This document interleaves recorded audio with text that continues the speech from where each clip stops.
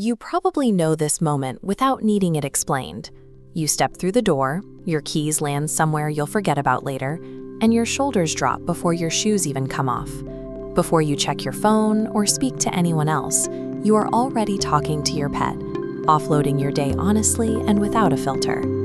You don't rehearse what you are going to say. You don't soften your feelings or translate them into something more acceptable. Human relationships are emotionally complex, carrying unpredictability and the risk of being misinterpreted or judged. With an animal, nothing needs to be managed. This ease comes from your own high level of emotional intelligence. You are reading physical presence, tone, and shifts in energy. You likely hide this awareness from people because your nervous system learned early on that human interaction carries risk. To bring that ease back into your human relationships, we need to map out exactly what you are doing right.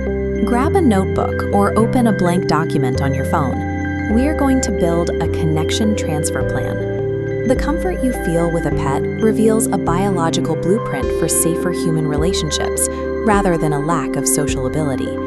Step 1 is identifying the tools you already use. Interacting with an animal requires you to read their physical presence, interpret their posture, and gauge their energy levels long before a single word is spoken. Dismissing this as anthropomorphism misses the practical reality. Your brain is organizing emotional experience, recognizing patterns of safety, and assigning meaning to a consistent bond. Begin your plan by documenting these abilities.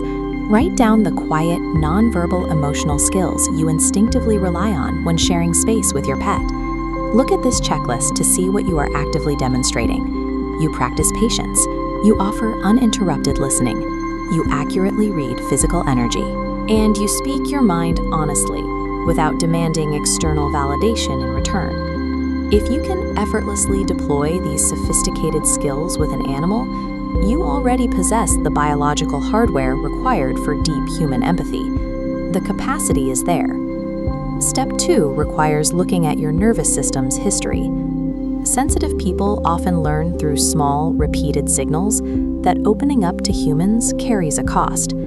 You might have learned that explaining your feelings takes more energy than it gives back, leading you to adapt by keeping things in. Pets feel safe by comparison. They offer consistent, steady closeness without the threat of emotional evaluation. You don't have to monitor their tone, adjust their expectations, or manage their reactions. Now, write down this crucial diagnostic question in your notes. Are you using the safety of your pet to return to connection, or are you using it to avoid it completely? This sliding scale illustrates the balance we need to strike. On the left side, we use that comfort for resting and recharging. On the right side, the danger appears when we let that comfort replace human contact entirely.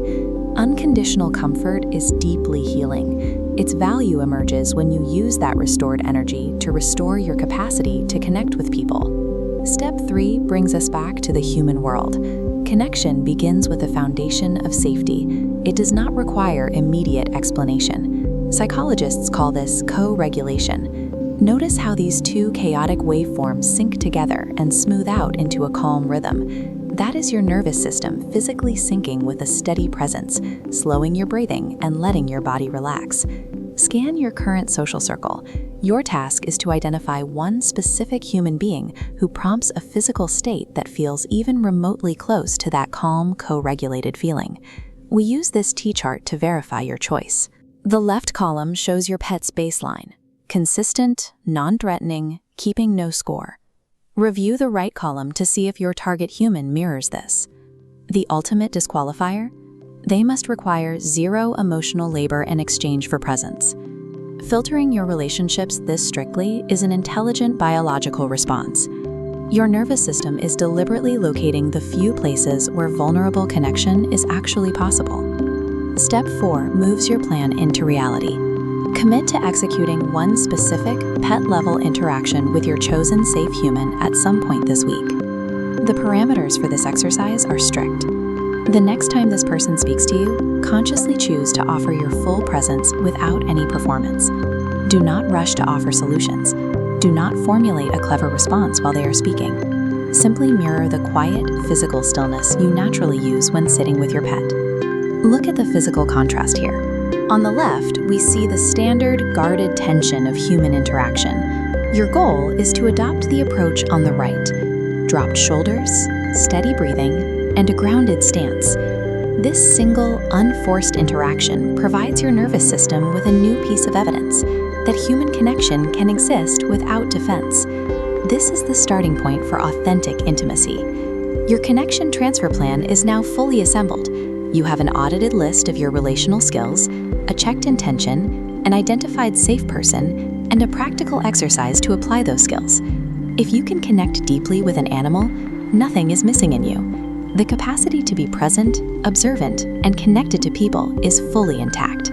Pets do not replace human relationships. They provide a biological reminder of what unforced, steady connection feels like when the armor finally comes off. Reach out to the safe person you identified in Step 3 today. Ask them to simply share some space with you, without an agenda. Try the transfer exercise and share your results in the comments below. The emotional intelligence you practice in a pet's quiet presence is a highly transferable skill. It travels wherever you